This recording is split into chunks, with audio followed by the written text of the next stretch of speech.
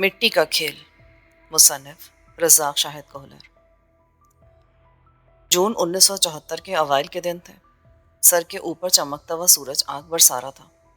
दूर दूर तक किसी ज़रू का नामो निशान तक नजर नहीं आ रहा था। शायद गर्मी की शिद्दत ने इंसानों की तरह चरिंद परिंद को भी सायादार जगहों में छुपने पर मजबूर कर दिया था। तारकोल की स्याह सड़क लहराती बल खाती हद निगाह तक सुनसान नजर आ रही थी। शुमाल की जानिब तकरीबन 1.5-2 किलोमीटर के फासले पर एक गांव दिखाई दे रहा था।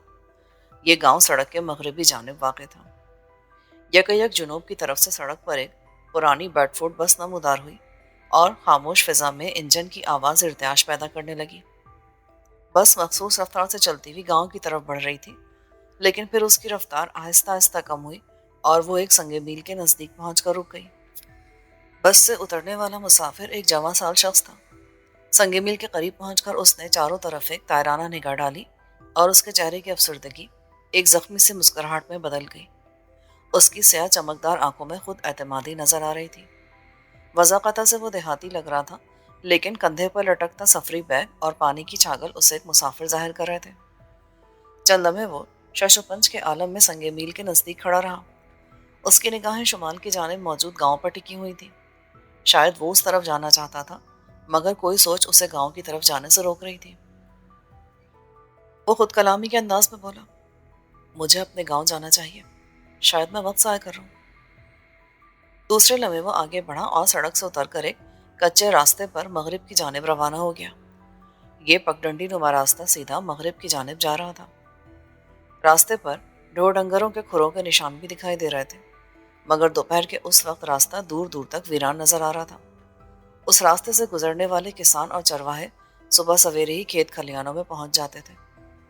उसके सर पर सूरज आग के गोले की तरह दहक रहा था। इर्द गिर्द के साफ चटियल मैदान धूप में पानी की तरह चमक रहे थे, मगर वो उन सराबों की हकीकत से आगाह था। अनजान मुसाफिर बारहा उन मैदानों को देखकर धोखा खा जाते थे, लेकिन वो अनजान नहीं था। 5 बरस कबल वो मुतादिद बार यहाँ से गुजर चुका था। कभी कभी वो किसी बबूल या बेरी के दरख्त के नीचे रुककर चंद लम्हों के लिए अपने वतन के परिंदों की चहकार सुनता और उसके मलूल चेहरे पर एक मुस्कुराहट फैल जाती। लेकिन फिर वो कुछ सोचकर चल पड़ता। वो जल्द अज जल्द अपने गांव पहुंचना चाहता था, जो वहां से तकरीबन 8-10 किलोमीटर की मुसाफत पर था। चलते चलते वो पीछे मुड़कर भी देख लेता था, इस उम्मीद पर कि शायद कोई बैलगाड़ी या साइकिल सवार आ रहा हो और उसे ये देहाती लिफ्ट मैसर आ जाए। वो 25 साल शख्स अपने मैले कुचैले लिबास और परेशान हाल सूरत के बावजूद उन गिने चुने लोगों में से था जो अपने खद्दोखाल और कदोकामत की वजह से हजारों के हजूम में नुमाया दिखाई देते हैं। उसका चेहरा उन अलावा मसाइब से आशना मालूम हो रहा था जो गुज़िश्ता जंग में वो देख चुका था। 71 की जंग का ये कैदी 5 बरस के बाद अपने गांव जा रहा था। उसने 1969 में आर्मी ज्वाइन की थी। उसकी पासिंग आउट परेड के 2 साल बाद ही 71 की जंग छिड़ गई थी। मशरक़ी पाकिस्तान के महाज पर उसने खुलकर अपने सिपाहियाना जौहर दिखाए थे, मगर कुदरत को कुछ और ही मंजूर था। वो उन 90,000 कैदियों में से एक था जो 16 दिसंबर 1971 को दुश्मन की कैद में चले गए थे। उसका ताल्लुक रिहा होने वाले कैदियों की आखिरी खेप से था। रिहाई के बाद उसका दिल सर्विस जारी रखने से उचाट हो गया था। अपने यूनिट के कमांडिंग ऑफिसर के जोर देने के बावजूद वो मजीद सर्विस जारी रखने के लिए तैयार ना हुआ, तो मजबूरन उसे सर्विस से डिस्चार्ज कर दिया गया। और अब 5 बरस के बाद वो एक बार फिर इन्हीं रास्तों पर गामजन था जिन पर चलते हुए उसका बचपन और लड़कपन बीता था। उसका जी चाह रहा था कि वो इन रास्तों की खाक को आंखों से लगाकर बोसे दे। इस खाक पर उसके प्यारों के कदमों के निशान सबत थे। इसी खाक से उसका खमीर उठा था। अपनी मिट्टी से प्यार का जज्बा भी क्या खूब होता है। इसकी कदर वही लोग जानते हैं जो दुश्मन की सरजमीन पर जिंदगी के कड़े लम्हात गुजार चुके हों। एक कैदी की हैसियत से वो भारत के फौजी कैंपों में ऐसे सख्त मराहल से गुजर चुका था जिनके मुतालिक एक आम आदमी सोच भी नहीं सकता। तभी अपने वतन के बबूल और झाड़ कांटे भी उसे जन्नत के नज़ारों की तरह हसीन लग रहे थे। मुसलसल चलते चलते उसका लिबास पसीने से शराबोर हो चुका था।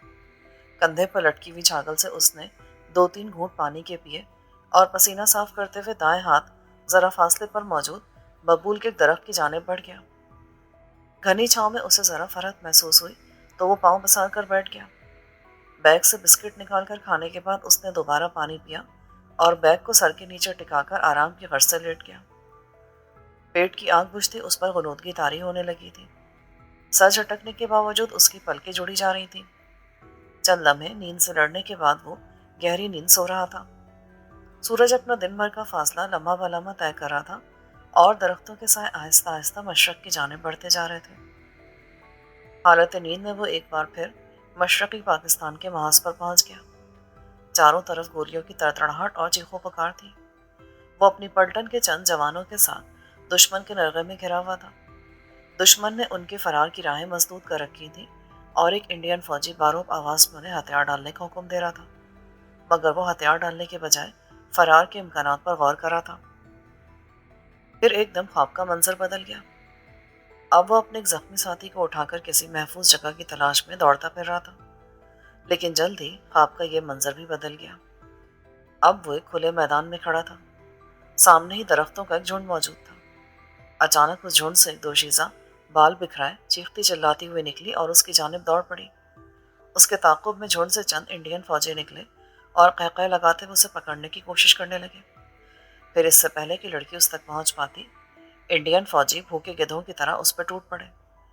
لڑکی چلا چلا کر ان سے رحم کی بھیک مانگ رہی تھی، مگر اس کی آہو بکا ان وحشی فوجیوں کے قہقہوں میں دب کے رہ گئی۔ پھر لڑکی کی چیخ کے ساتھ ہی اس کا خواب ٹوٹ گیا۔ وہ ہڑبڑا کر اٹھ بیٹھا۔ اس کا سانس دھوکنے کی مانند چل رہا تھا۔ چہرے پر پریشانی کے آثار نظر آنے لگے تھے۔ جاگتے میں بھی شاید لڑکی کی آخری چیخ اور فوجیوں کے قہقہے اس کی سماعتوں میں گونج رہے تھے۔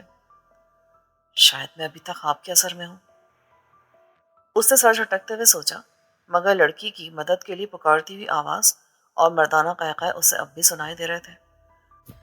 متوحش ہو کر وہ اپنی جگہ سے اٹھا اور چاروں طرف پریشانی کے عالم میں دیکھنے لگا، لیکن اسے کچھ بھی نظر نہ آیا۔ چاروں طرف ویرانی کا عالم تھا۔ اس کے دل کی دھڑکن معمول سے کچھ تیز ہو گئی تھی۔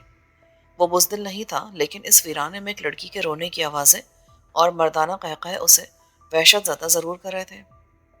اچانک ایک نسوانی چیخ سنائی دی۔ بے اختیار اس کی نگاہیں ذرا فاصلے پر موجود جھاڑیوں کے ایک جھنڈ کی طرف گئیں۔ لڑکی کی دوسری چیخ بلند ہونے سے قبل ہی وہ دوڑتا ہوا جھنڈ کے نزدیک پہنچا۔ جھنڈ عبور کرنے کے بعد جو نظارہ اس کی آنکھوں نے دیکھا، اس نے اس کے تن بدن میں آگ لگا دی۔ وہ سرتاپا سلگ اٹھا۔ مشرقی پاکستان کے المناک واقعات اس کی آنکھوں میں گھومنے لگے۔ اس کے سامنے ایک جواں سال لڑکی کو ایک ہٹا کٹا نوجوان چرواہا دبوچے ہوا تھا۔ لڑکی کے ایک کندھے سے قمیض پھٹ چکی تھی اور چرواہا کسی آکٹوپس کی طرح اس سے چمٹا ہوا تھا۔ لڑکی جنونی انداز میں ہاتھ پاؤں چلا کر اپنی عزت بچانے کی کوشش کر رہی تھی، مگر نوجوان کی گرفت سے نکلنا اس کے بس سے باہر تھا۔